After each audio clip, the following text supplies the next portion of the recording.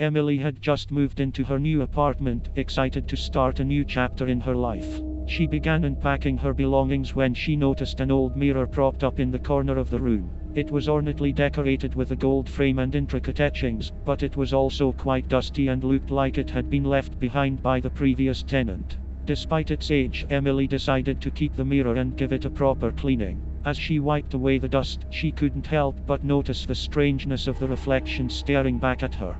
It was almost as if the mirror was reflecting an entirely different room altogether. Shrugging off the odd feeling, Emily hung the mirror on her bedroom wall and went to bed.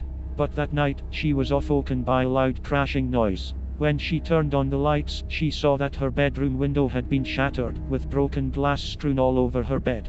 Emily was terrified, but couldn't explain how it had happened. Over the next few days, strange things began to happen. Objects would move on their own, doors would slam shut, and Emily heard unexplainable noises throughout the night. And every time she looked into the mirror, she couldn't shake the feeling that someone, or something, was watching her. One day, Emily decided to do some research on the mirror. She discovered that it had been made in the 1800s and was rumored to be cursed, causing misfortune and tragedy to those who looked into it. She knew then that she had to get rid of the mirror before it was too late. Emily tried to remove the mirror from her wall, but it wouldn't budge. It was as if the mirror was stuck in place, unwilling to let go of its new owner. Emily began to panic, realizing that she was trapped in her own apartment with the cursed mirror.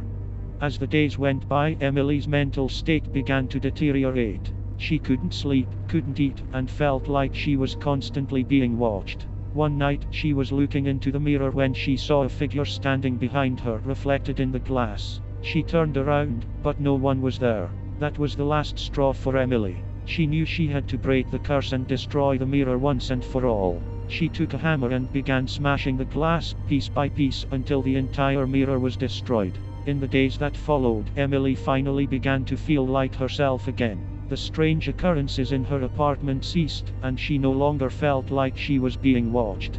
But even though the mirror was gone, Emily knew that the memories of its cursed reflection would haunt her forever.